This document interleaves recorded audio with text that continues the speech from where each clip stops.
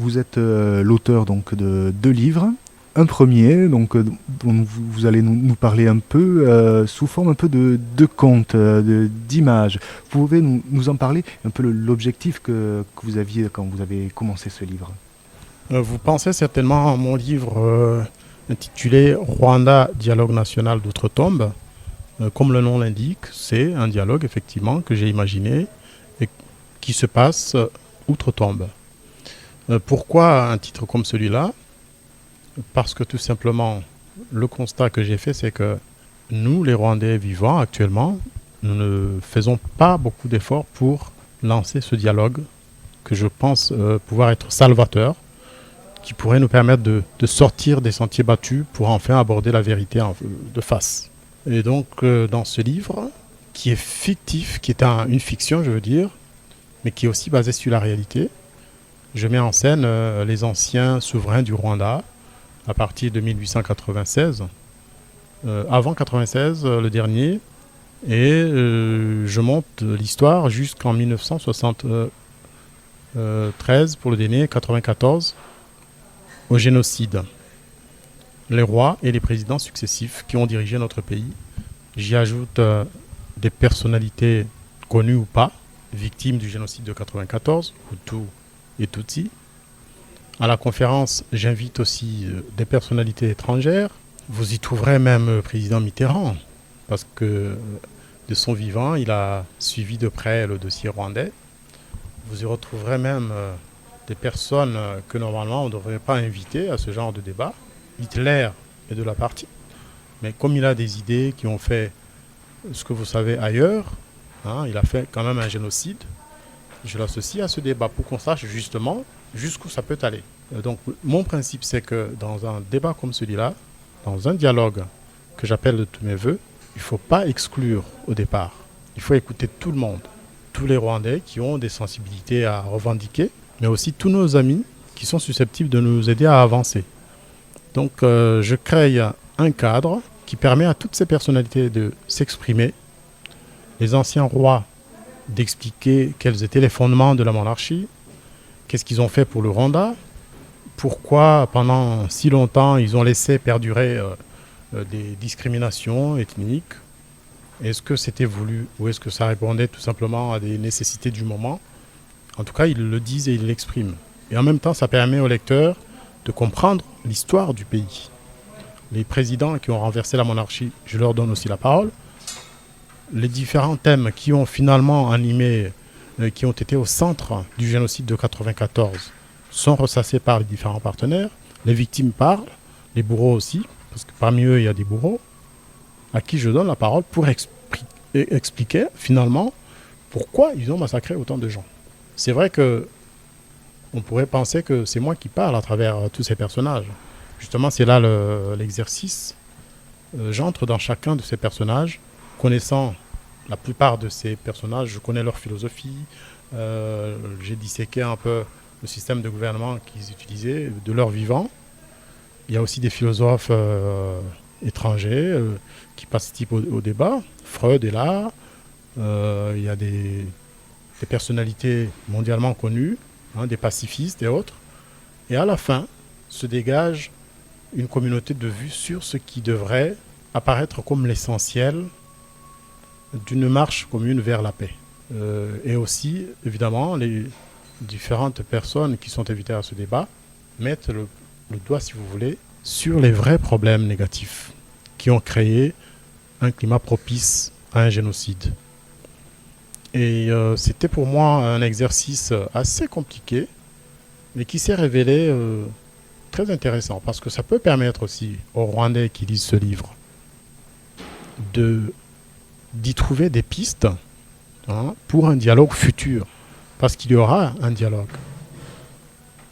Naturellement, je n'ai pas vu tous les problèmes, je n'ai pas analysé toutes les questions possibles qui pourraient être discutées lors d'un débat national sur les contentieux qui ont divisé les Rwandais jusque-là. Mais c'est une bonne partie des pistes qui pourraient être explorées. Et de plus en plus, je reçois des messages de mes compatriotes qui sont au pays, qui sont dans des pays africains ou en Europe, pour me dire c'est très bien ce que vous avez fait. Ça nous encourage à continuer de poursuivre la réflexion sur les chances de dialogue, sur les idées à mettre dans le panier, en fait, hein, le jour venu où il faudra aborder toutes ces questions. Donc, le second dira plus classique entre guillemets, et vous parlez donc de votre expérience personnelle. Voilà, le deuxième livre, c'est un livre sur le Burundi. En fait, je témoigne d'une situation, plutôt d'un drame que j'ai vécu personnellement au Burundi, où j'étais étudiant à l'université de ce pays en 72. Parce que précisément, hein, vous l'avez dit d'ailleurs, il y a eu d'autres génocides dans la région, dont le génocide de Hutu de 72 au Burundi. Et moi, il se fait que, par un simple concours de circonstances peut-être, j'étais étudiant à l'université, que j'ai vu partir environ 800 de mes camarades étudiants, arrêtés, tués, parce qu'ils étaient tout simplement d'une ethnie que le gouvernement ne voulait pas, ou dont le gouvernement avait peur. Je décris les événements, je décris l'environnement qui a présidé à ça, je décris le système finalement qui a été utilisé, hein, qui est un système classique chez les génocidaires. Et je compare, si vous voulez, ce qui s'est passé au Burundi en 72 aux événements de 94 au Rwanda. Et je mets en exergue, si vous voulez, les influences réciproques entre le Rwanda et le Burundi. Une sorte de vase communicant. Chaque fois qu'il y a des événements sanglants, des massacres, un génocide au Burundi, quelques mois plus tard, ça se répercute au Rwanda et vice-versa. Et on l'a constaté en 93-14, lorsque le génocide a commencé au Rwanda. Le Burundi venait de s'embraser quelques 6 mois avant, avec l'assassinat de son président élu. Et ça n'a pas cessé. La guerre du Burundi vient de finir à peine il y a 2 ans.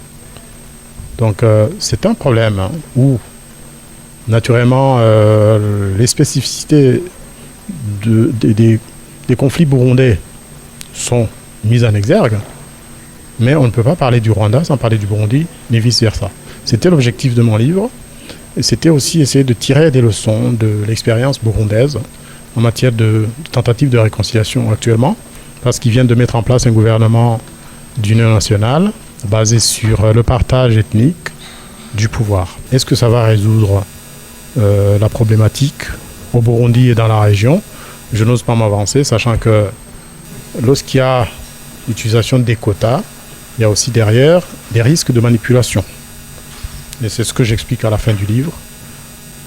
Et dans le livre, j'en appelle aussi évidemment à la communauté burundaise, à la communauté internationale, pour qu'on accepte de parler de ce genre de drame.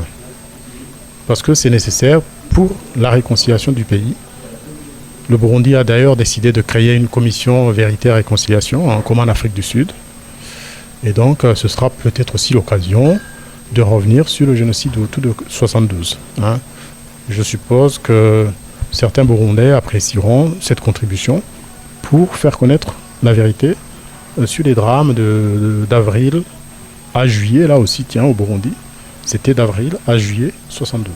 Comme au Rwanda, d'avril à juillet 94.